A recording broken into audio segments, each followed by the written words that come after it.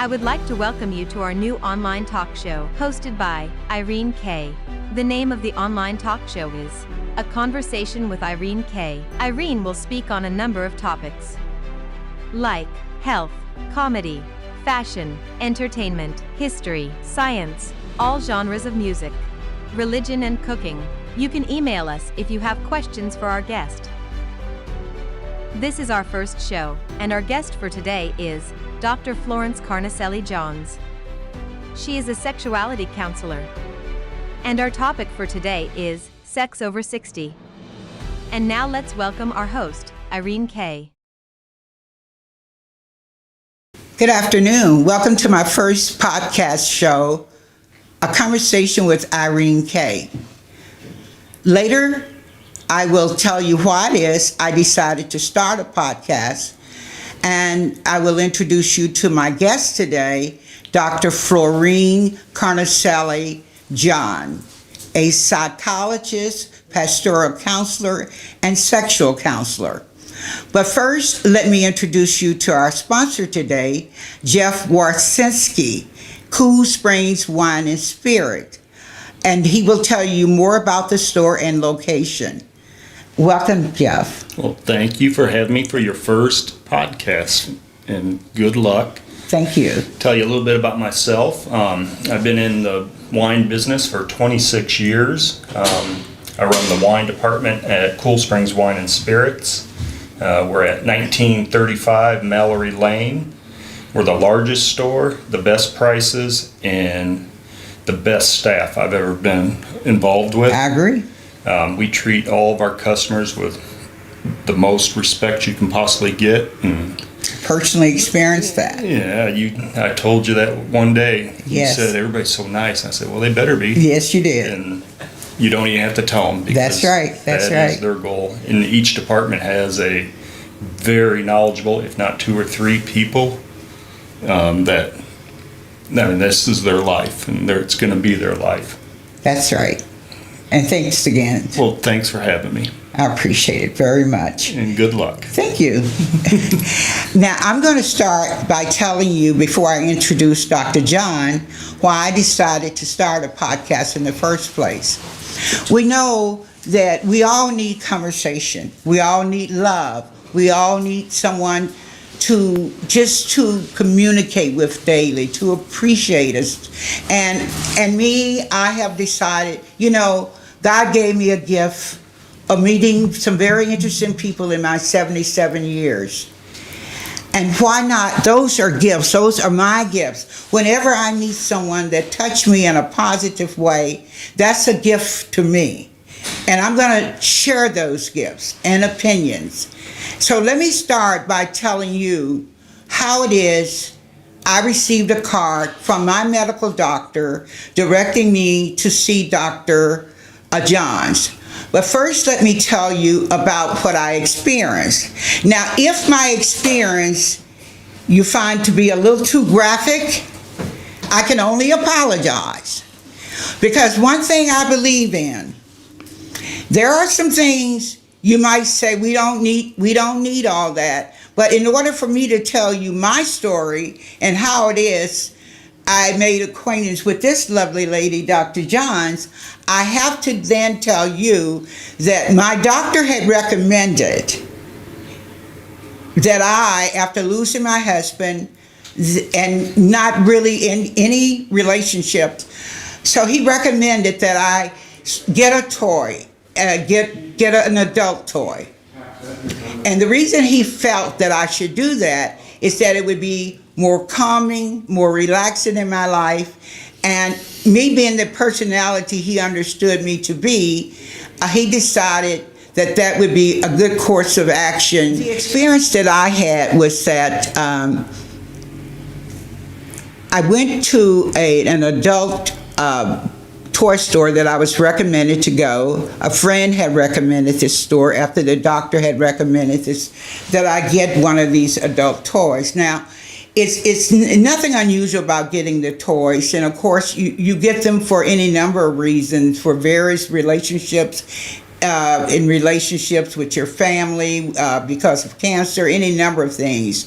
But I went and I got my toy, a very small toy, took it home, and I said, the only way this is going to work will be if I think in terms of my husband, bring him down from the heavens, and then try this toy out. And I must tell you, this toy does work. I am laying there and I am like in heaven. But in a flash, the toy slips, right? And you've heard of the men having to go to the emergency room because they can't get their situation in control. Well, that same thing sort of happened with me. I was 24/7 horny. And I said, well, absolutely cannot go around horny like this. So went to the doctor. The doctor recommended that I go see a urologist. I went to a urologist, and at the time, I did not know that women even see urologists. So I get there are 3 men in the waiting room, and I go up to the window, and I said to the receptionist, do you see women here? She said, of course we do. How can I help you? I said, well, I am horny 24/7, and I don't know what to do about it.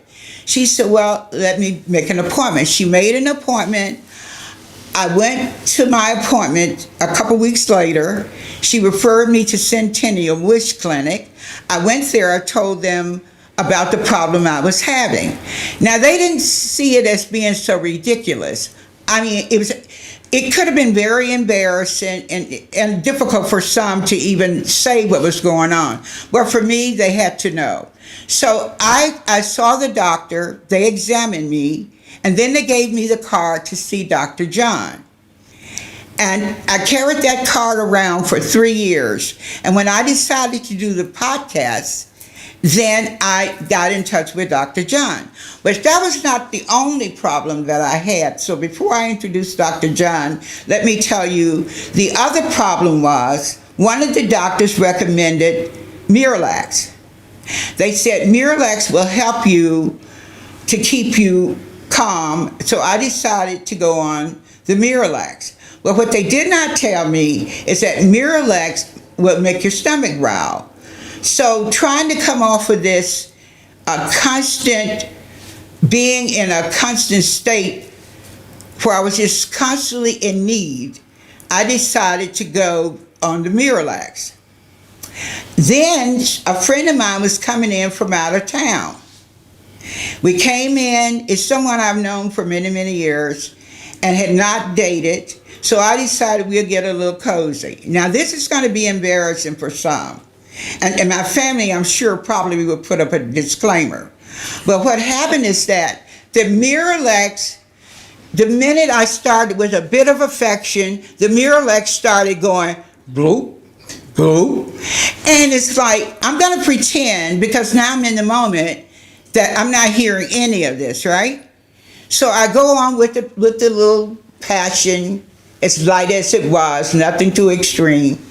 So I'm in my parlor room, so I said, okay, let me go to my bedroom. So I sit there on the bench at the foot of the bed, and I sit down on the bench, and it's going, the Miralax is going, bloop, bloop, bloop. And now I'm getting embarrassed. I said, but I can't stop with this. I can't stop.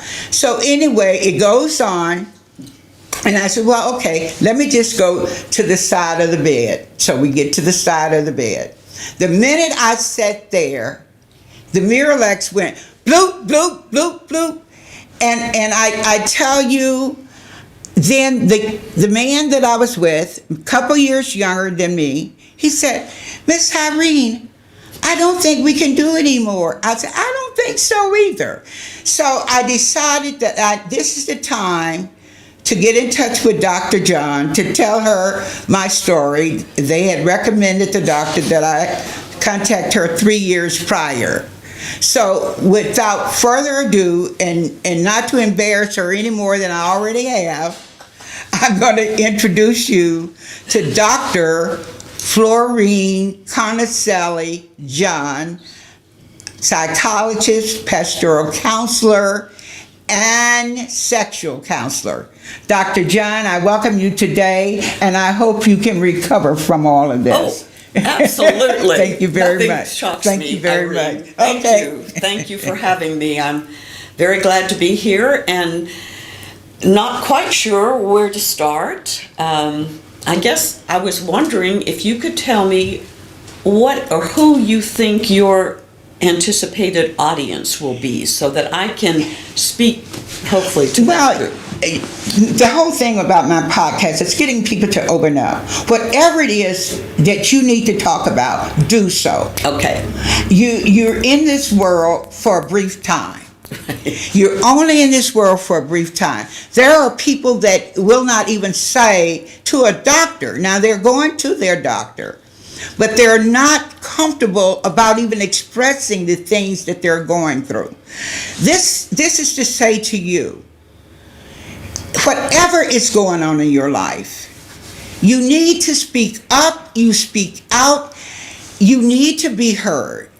You need to say what it is that you fear saying. Now, if I'm as bold enough as I know myself to be today, and as graphic as I am today, it is to throw myself out there to say, our world is brief. There's a lot that go on. You have people committing suicide. You have people depressed. You have all different needs of every age. And I'm expressing to you, I found out that when that little toy slipped, it identified a problem that resulted in my needing to go for physical therapy. I didn't add that previously. So never dismiss anything that's going on in your life. Always share with someone. And another thing, when you share with someone, do not be the teacher, the fixer. Listen to what they're telling you. Do not feel that it's more than you need to hear.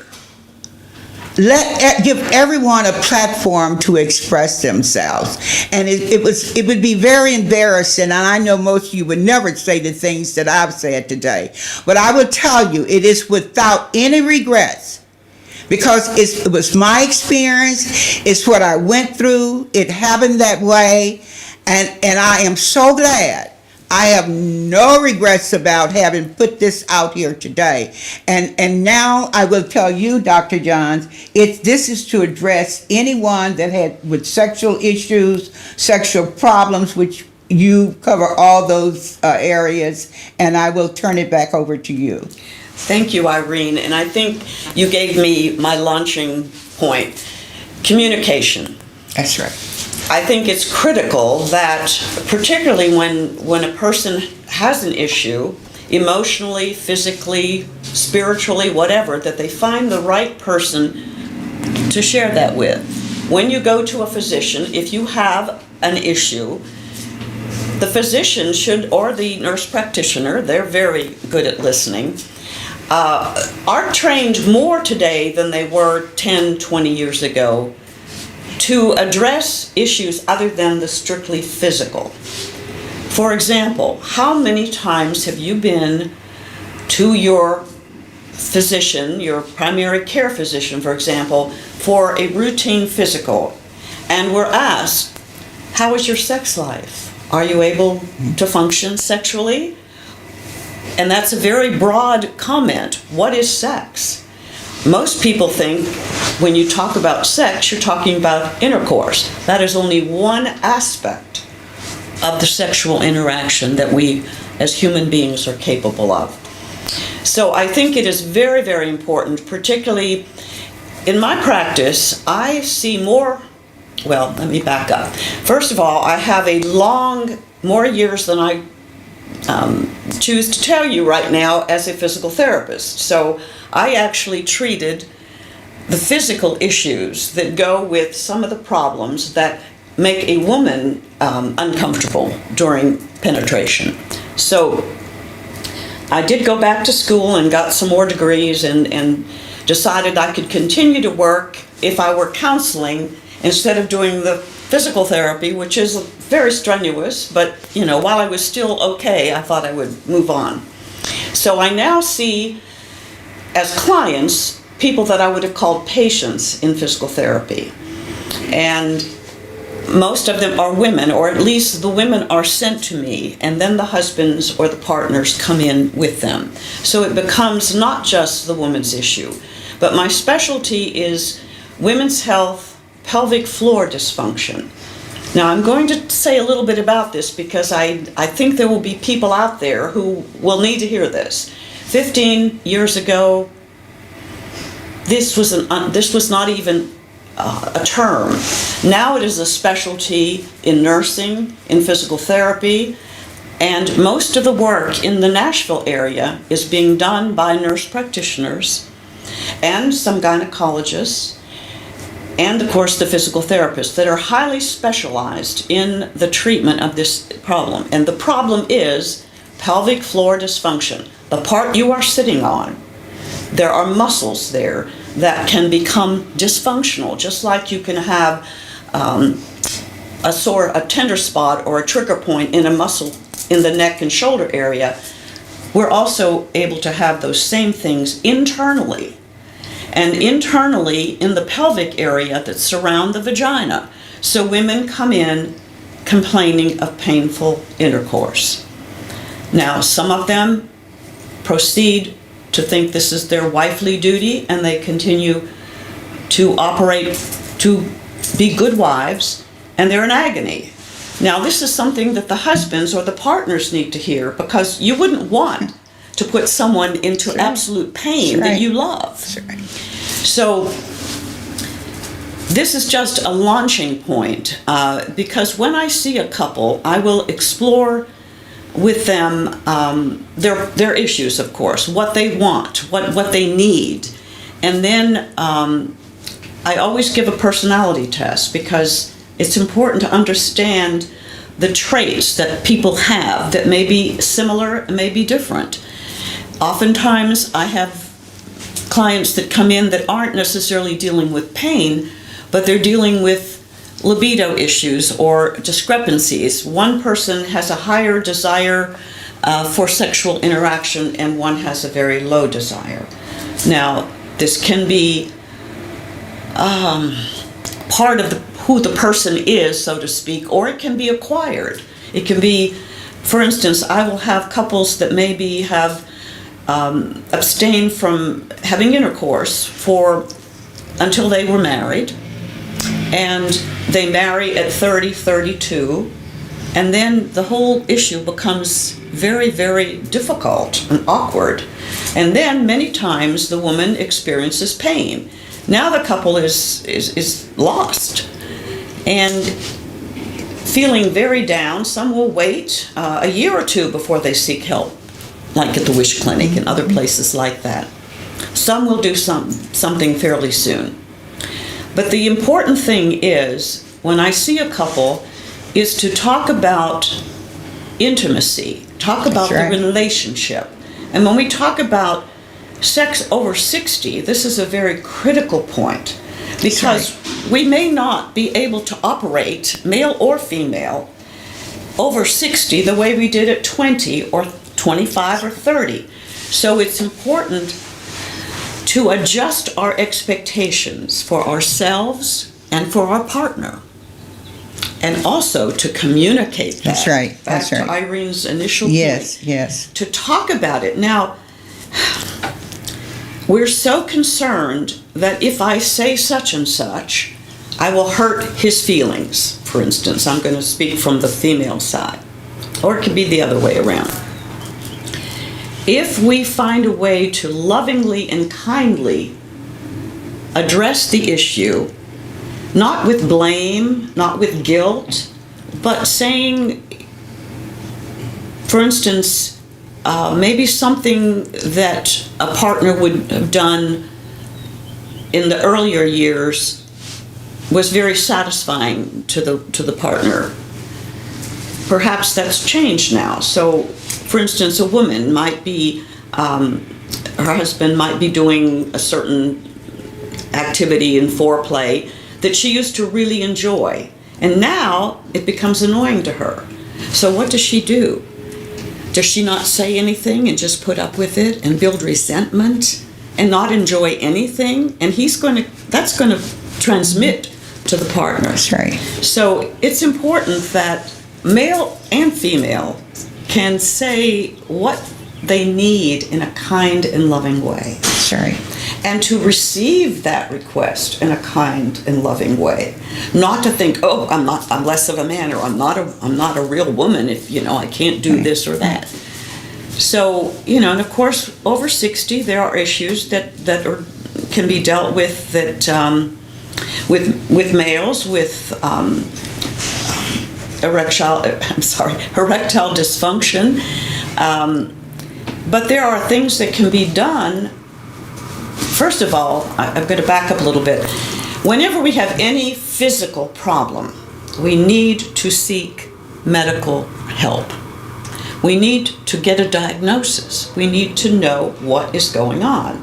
If a man isn't having an erection the way he would like to have an erection, he needs to see his primary care physician, who should refer him to a urologist, and then go from there, because there can be a number of problems. It could be a prostate issue.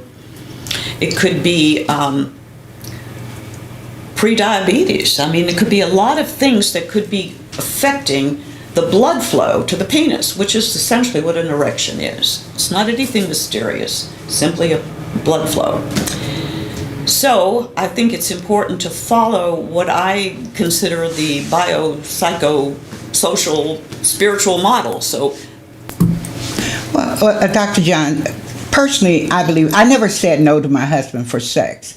It's not that I wanted sex every time he wanted sex, but I believe in affection. I'm a touchy kind of person, and we were always touching each other. I would lay on his lap, and this is the thing: when you get older, you cannot start making excuses, and because your mate is not your sister, not your brother.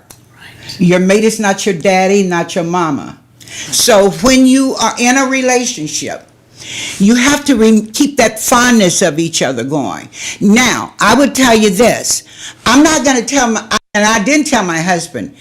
You see, you talk about not cheating on your spouse, but that requires something of you. And what that requires is that you have to understand the biology of the body. You have to understand. I cannot put my husband's needs on a calendar that happens to be how I conform. I have to be in a relationship that addresses his needs. And we did that. When my husband was dying, I never left the bed. This is me talking now. Mm-hmm. I stayed with him. I didn't treat him like he was dying. I treat him like we're in another day and he's living. I said sweet things to him. I said kind things to him. I told him the things and the memories that would bring comedy to him. And I was always sincere. I didn't make deals like, I'm not going to give you any sex because you didn't take the garbage out. I'm not going to give you sex because you're on the phone with your lady friends all day. I'm telling you, it is nice to be nice. And in the real world, there are going to be issues to come up because we cannot chart our own course. But you know, Dr. John, I know, and I'm not the best in the way I deliver. I have a style uniquely my own, and there's a lot to be said for that. But I do know, in a world that we're living in, we need people touching each other. We need kindness in this world. We need love in this world. And I know that when you embrace, when you say nice things to people, you cannot say, oh, they don't want to hear that. Let them hear that. Right. Let them hear. Now, when I went to the doctor to reveal what was going on with me, I think it's a cute story. I'll never apologize for the way it all played out. I mean, that is my story. That is what happened. Now, I did try to settle it down a little bit, but it's a story that brought laughter, and there's nothing wrong with laughter. And your truth, not your lies, but your truth carries so much energy, good energy to it. So always, never, when you go to the doctor, tell that doctor what's going on with you. Don't go in there, doctor, I really don't want, but I think I may need a history. Well, and then you start questioning yourself. Tell them. I don't care if it's like me sitting here being silly, trying to get it all together for my podcast because I do want it to be successful and embarrassing you, Dr. John. Well, that's cool. That's cool. But say what's going on with you. Never isolate yourself. And when it's your mate, love that man, love that woman. Tell them whatever is going on with you. Come up and touch them. Come up and say, I love you. Fix them something special. Do something special. Because this is the world, and it's people say to me, I can't believe you're 77. I said, well, you probably can't believe you're 50. Because life is so fleeting. So cut with the jive stuff. Be real. Energize people. Be uplifting. So if I have to sit here with my podcast, and I, like you, Dr. John, I have other very, very interesting people that can educate. Now, my introduction to you may be a little off key, but that's fine. That is absolutely fine. But I appreciate you, and I have a question. And if it's too far off the mark, now there are some folks that absolutely do not like sex at all. Right. They hate sex. Yes. But they have a husband. Yes. They have a significant other. Right. So what are you showing up for? Well, I mean, am I to become what you are because you don't like it anymore? So therefore, I need to learn how to be like you who care not to have it? well, what I say to couples is, we all need to learn in relationship to lean in. So if this person wants it every day and 3 times a day, and this person is happy once a month, they need to move in. And it's not just the person who is saying, I just want it once a month, that needs to go over to the 3 times a day to satisfy the other person. It needs to be mutual. Relationship is at least 2 people. 2 people have to work on it, and it is very difficult. Mm-hmm. Very difficult, because some people are more wired to be sexual. Mm-hmm. There's a spectrum. And so, again, one thing that I suggest to people that say someone who doesn't want to be sexually interacting very often, that they schedule a time to be together. Now you can say, oh, but that isn't spontaneous. Well, they're not being spontaneous. When you have a couple coming in, they haven't had intercourse in a year, then they need to schedule and have a time where they can spend time together alone, without interruption, without children, without grandchildren, without media, anything going on, and try to work it again, and to work on their intimacy. Intimacy. See, that's the whole thing. When people, all right, if a man, for example, and I'm not leaning in one gender, direction or another, but say a man is very much into porn, and he is on the computer and he's watching a lot of films and whatever, and he is self-satisfying. He knows exactly what to do to get where he wants. And here's the wife now, and she's wondering why he's not interested in having sex with a woman who's just had a baby or 2 and is keeping house and is, not one of these fake people that are on the screen. Well, I am not speaking from a moral standpoint, but I'm speaking from a relational and an intimacy standpoint. This destroys intimacy. Yes, it does. I'm not saying watching something erotic is destroying intimacy. Have both of the people. There's a difference between raw porn and eroticism.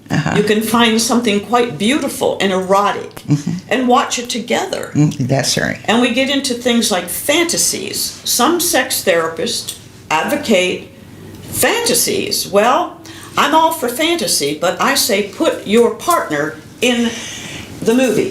Exactly. That's what I did when I had the little toy, the adult toy. And because a couple of doctors had recommended that I get one. I never cared for them because I like to lay there and, in my husband's arm and talk about nothing and just little cute stuff so he can be more impressed with me than he was before. But I said, if I got to use this little thing, I'm going to have to really really bring my husband back. Yes. Because I know the fun that we had. We had a delicious time. And so I had to bring him back to that experience. And I mean, honestly, it felt so great. And I just felt his presence. But then, like I told you, the thing slipped. And when it slipped, it stopped. And then you're talking about the dysfunction, because when that little device slipped, it hit something. Now, what it hit, it wasn't the hit thing that calmed it down. It was the thing that brought it up. And here I'm walking around. I don't want to be 24/7 horny. I mean, what's Right. it? You know, and it was really, it wasn't embarrassing, because long as I'm telling the truth, and long as I don't mind telling the truth, I'm going to survive whatever I'm going through. Right. But I understand the intimacy. I wasn't thinking about Cedric or Rick or you, William. I was thinking of my husband, because that man, I treated him well. How can I tell him, I ain't gonna give you anything, you ain't gonna do this, you ain't gonna do that to me? And yet we are as one. And I'm going to restrict, and he would not restrict with me. Mm-hmm. And I said, you know, Irene, you run your mouth, you can talk, and you have a lot to say, and you need to start sharing it. And so you're coming here today, and now I'm going to say something. Is it too embarrassing if I bring up something about the breasts? You cannot embarrass me. No, it's you not. have no it's, idea what I have okay, sat well, hour after hour and heard. And you know, I did not know. I did not know, because I had a husband, you see. Right. So anything I needed to know, we were doing and knowing together. But I did not know you could actually stimulate the breasts with your spouse or whomever, and you can climax. Well, some people. How are you able to do that? Well, quite frankly, I personally don't know. But I have to tell you that, you know, there are different degrees of arousal that can be acquired with stimulation of the breast. But I know of cases where women with only breast stimulation, the nipples, would climax. Now, that is not a common thing, but, you know. But how are you? I mean, it's just the mind. The mind is getting you there with being able to do all right, that. let's go back to the mind, because when you said, you know, you were Brought my fantasizing- husband back, Yes, yeah. about Sure. Cedric, I'm sorry. James. Yeah, That my opinion, my theory on this is you probably had shut down for a long time after he died. I did.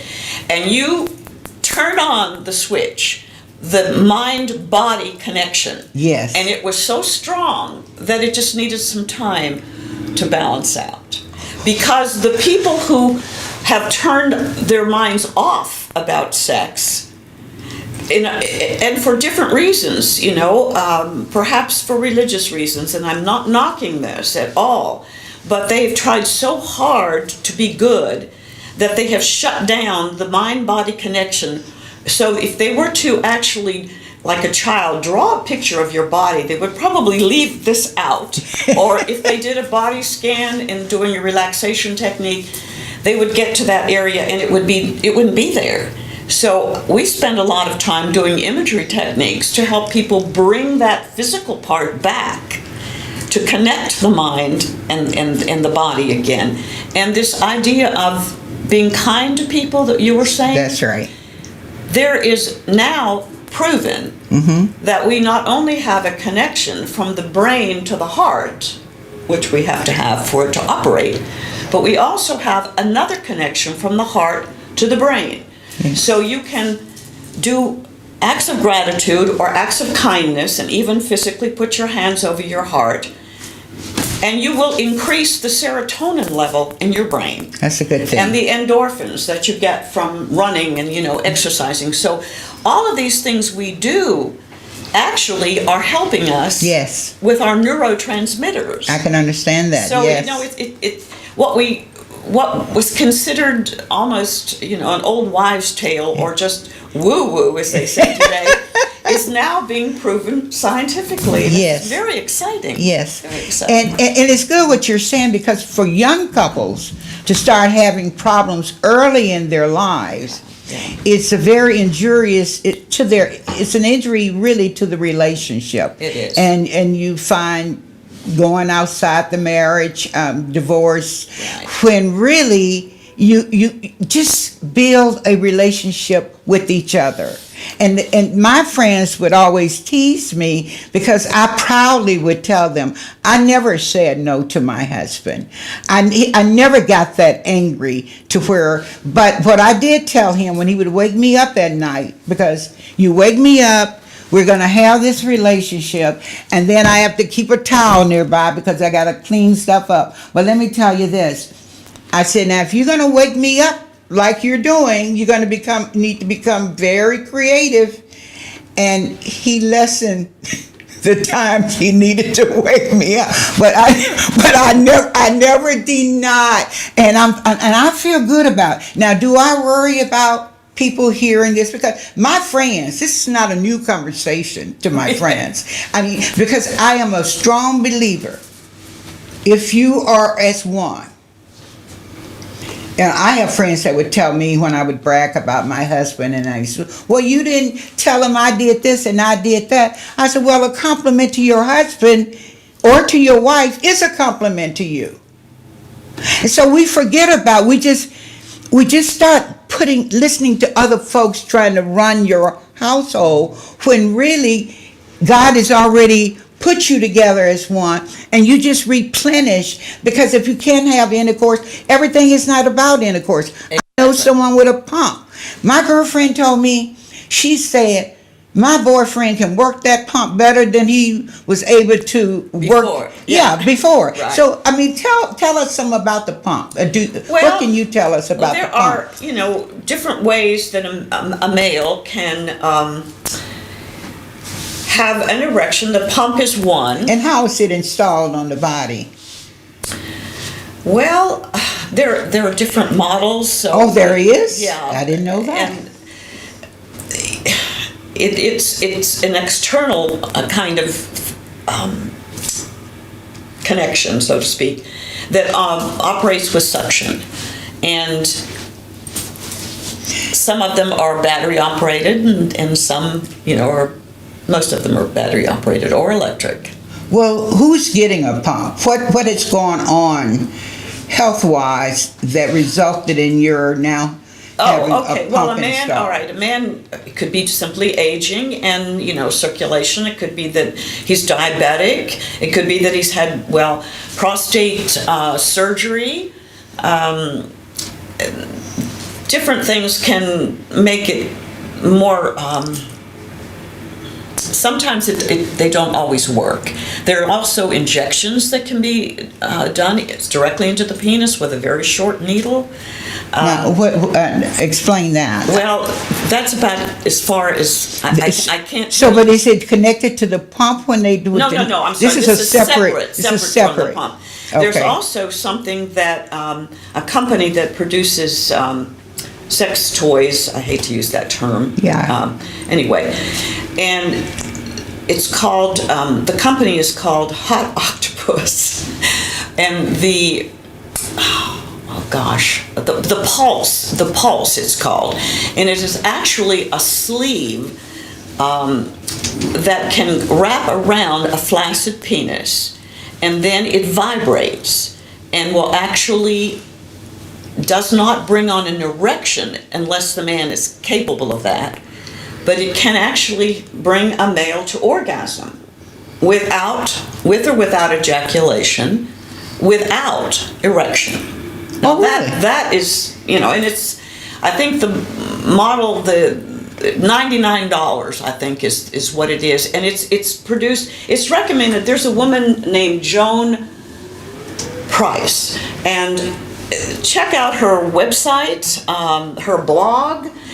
She's a sex Therapist? well, not a therapist. She is She's a person in her 70s who has written 5 or 6 books. Okay. I think she's a good person for the average person to read because it's real stuff. It's not medical, but I have read some of her articles where she does give good references because she's not just making this stuff up. But she has, on her site, she reviews sex toys.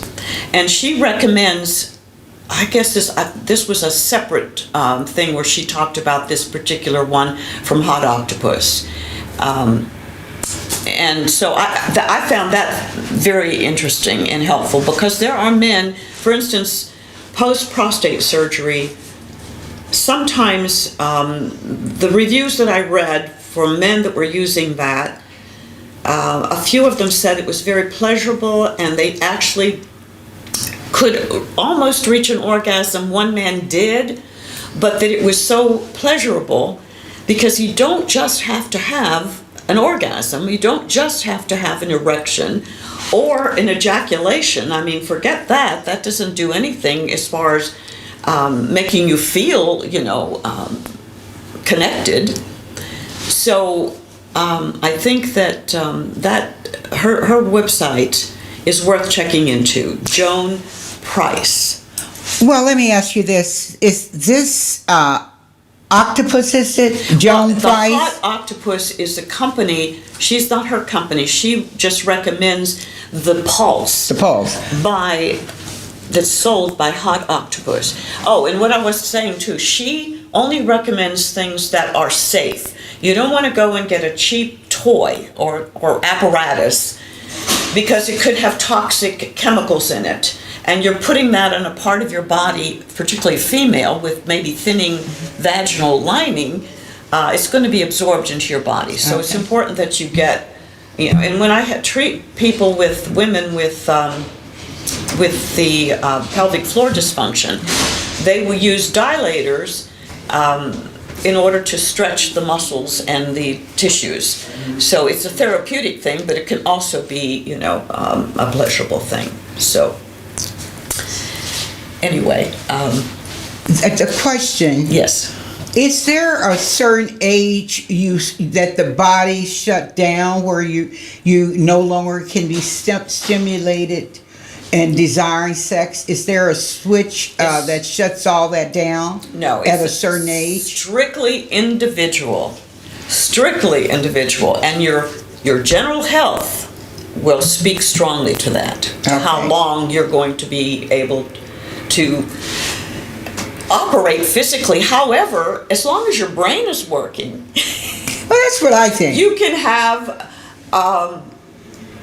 you can have desire. You can participate in desire, and if you are, in a position to deal in arousal with a partner or self-stimulating, then that's another level of it. But no, there is no age. There are men at 100 years old that are able to operate. There are not many of them. And a woman, if she takes care of herself, she can do the same. Can go forever. Yeah. Holy mackerel. Oh, that's delicious. As long as the vaginal tissues are able to lubricate or enough to have additional lubrication. Now that's, some folks, the lubrication, you apply that inside or on top? How is that applied? Well, it depends if you're doing it pre-intercourse or pre-penetration of some sort. But aren't you told to use the estrogen just as a replacement? Okay, now estrogen is a hormonal replacement. Now, does that assist in any way? Yes. Okay. When estrogen is prescribed and a woman is instructed to apply it by topical application down there, it is being absorbed into your bloodstream, and it's bypassing the liver, by the way, which is a good thing if you put it on your skin. But it is actually increasing the hormonal level of estrogen or type of estrogen that will help to thicken the lining of the vagina, and that lining weeps. Okay. That's what causes the lubrication naturally. Okay. Now, Lubrication is another thing. Okay. So you might have enough lubrication that you don't need any assistance. You may have some and you'll need to use something in addition. It can be applied internally by the woman, externally on the whatever it is that's being used, you know. And I do want to say this about sex over 60. Don't think, if you are older, that you are immune to sexual transmitted diseases. HIV, gonorrhea, syphilis, you will get it if you don't use protection. Is it because they're still mating up without other folks? In nursing homes, STDs are very high. Really? Now, I'm not talking about people that are in acute care and on oxygen or cancer, but where people are... residents. Yes. Yeah. Yes. And so be it. I mean, but... So the same precaution as a younger person. Absolutely. You continue have to use a condom or you are putting yourself at great risk for disease. Interesting. You know of several incidents where... Oh, I can show you statistics. Really? Very high. Very high. Really? Yes. Uh-huh. That's one of the big things. Communication, you know, and safe sex. Yes. You know, yes. You know what you want, what you need. You hope that the partner can share that with you also. But then when you proceed, you need to be very careful. This is the thing. And not just Go on, condoms, Dr. John. Because, you know, herpes can Yes. be transmitted from the mouth as well. Yes. So if you're operating Oral sex, and, you know, so that I just have to throw that out because it is very, very important that you do not think that you are immune. Now, if you've had one partner your whole life and you know you're clean and you can trust that the other person is the same, that one time that you're together, you can be sure, but after that, you don't know. Yes. And you don't believe. But you know, with herpes though, the mouth, but that it can sleep for 40 years. Oh, yes. Yeah. Yes. And so your husband may be long gone or your spouse, and 40 years later, there you are. Emerges. But so you're saying go with caution, but it should never discourage you because I like the stimulation of a relationship. Now, the thing of it is, though, I'm not going out there and just get with someone because I happen to have a desire that's not being fulfilled, which is what I did when I was stuck with that horniness 24/7. But I will say, at least I knew this person. They were I knew them well, so there was no. They were not a stranger. Right. However, and by the way, that didn't fix it. I'm trying to, and then later I went back to physical therapy. So eventually my family doctor, he said, Irene, he said, you do know how old you are, do you not? I said, yeah. I said, but as long as I'm getting a feeling, I would like it to be fulfilled. Oh, yeah. But so let me tell you this. This is the thing I tell people. When you're living, regardless of your age, you need to celebrate those numbers because you are yet still alive. Right. Why would I want to stop anything that I like? Yeah, right. Why would I want to stop anything that I like? Situations may stop it. Right. We cannot chart our own course. That may stop it. Right. But the desires, I think they're the things that really complement your life, replenish your life. But remember, you are wired that way. Yeah. Someone else may not be. We're all individuals. And some people, you know, I mean, I'm with you completely. Yes. But I wanted to ask you, if you don't mind, Oh, please. What did you go to physical therapy for? Because they could not stop the 24/7, and How they could were the trying. physical They were therapist trying stop to that? see what was going on down there that might have that toy device might have triggered something, and they sent me to St. Thomas, And then they gave me your card 3 years ago and that's how So it at is. St. Tom, they did an exam? They did, and when they examined me, they're down there and they're penetrating me and all that kind of stuff, and then all it And they did found was nothing. made me bleed, and then I went to my family doctor, Uh-oh. so he said not to go back. Okay. But truthfully, when I start thinking about what it is in order to try to get this gratified, I wasn't going back to another toy anymore. I wasn't going to go out there on the street trying to find a perfect stranger. Right. And I was not going to not be the me that I am, because at the end of the day, it's how I respect myself. And so I just had to try to calm the situation down. I've met several people since, but I have not had anything to do with them because I don't like them as a people in the way they were presenting themselves to me. So hopefully one day I will find a mate. I don't try to force a mate. I don't try to be that person that I'm not. But I will always tell people there's nothing like making somebody happy. There's nothing like getting a relationship where you respect each other. Right. Where you don't mind listening to anything it is they're wanting to say. Let them say not what you want them to say, but say what is going on with yourself. I believe in that.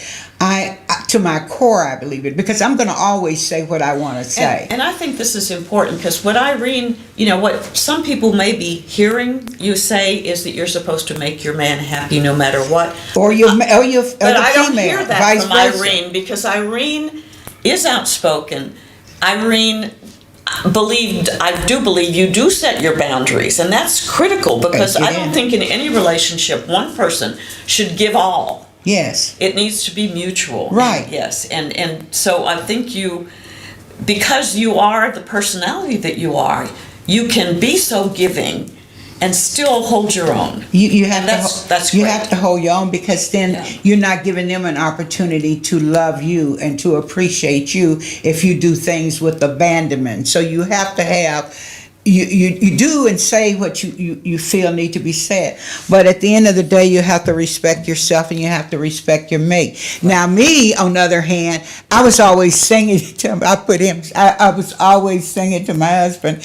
And one of the things you respect Kitty-O with Brooke Bent, I would always sing, "Maybe I'm just wasting time. I can't get you off my mind." And my husband said, "Hold that note right there."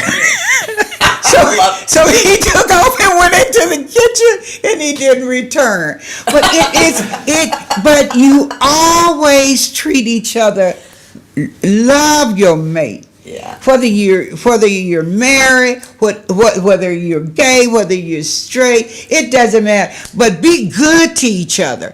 Let them, and do not have off limits. Do not tell them what they cannot talk about. My husband could talk about anything he wanted to talk about. I always understood that I could say whatever I wanted to talk about. One time, I even got him to go to an adult store because I wanted to see what old people looked like. This is when I was younger. I wanted to see what old people looked like when they were still making love when they're old. Those old people. But guess what? When I'm watching it, I said, Kirchhoff, they look like any person would look like in this stage of romance, And so, but I love honesty. I can get past anything long as you're honest. But I recommend that for every couple. And I thank you, Dr. John, for coming out. I'm not keeping track with my time. Cedric, can you give us the time? Are we looking good or are we past? 6 minutes. Oh, we have 6 minutes. Very good. Well, to my audience, I do not ask you to forgive me, because I have had a most delicious time. And Dr. John, I thank you for for coming out and answering some of the questions that I had. And of course, the audience, I'm sure there were things that you educated them about that they did not know. And I appreciate your presence here today and the education that you're providing us. And I do hope that you will return at a future podcast. And let me end by telling you, April 7th, we will have Dr. Carla Montague Brown. She will discuss her own personal autoimmune situation that she's happened to be going to at the time, and she will educate you about that. It will always be every other Tuesday at 1 o'clock. I am booked through, thank God, through July. So within April 12th, I will have Terry Fricon. She lives both in Beverly Hills and in Hendersonville, and she was the former partner in business with Fred Astaire. We're going to talk about her career with Fred Astaire, and you're going to find that to be a very interesting conversation. I'm going to jump past some of my other guests. Also in May, I have a nephrologist who will speak on the kidney, because the nephrologist is a kidney specialist. And a lot of us will want to hear more about that for sure. But let me jump to tell you that May 24th, B.B. King's band will be performing, not open to the public, but they are performing on my podcast. And what I say is that B.B., my cousin who died, the band lives. And they're like they were when he was alive. They're very talented, and that is why you enjoyed BB, because in addition to his own talent, he had the band, which are magnificent. So I ask that you note that too, that they will be performing here May 24th. And again, Dr. John, I thank you very much. I had a wonderful time with you. Well, thank you, Irene. It has been delightful. Thank you. I really appreciate being here. Thank you. And again, thank you for joining me for my very first podcast, A Conversation with Irene. And there was no editing, and I can just go with the flow, and that's okay. That's okay. So I don't need you at home nitpicking what I should have said and didn't say and could have said. I'm sure you can pick some more good out of this than any bad you might find. So don't even go there. And just come back to my next podcast, April 7th. And I look forward to your joining me then. Thank you.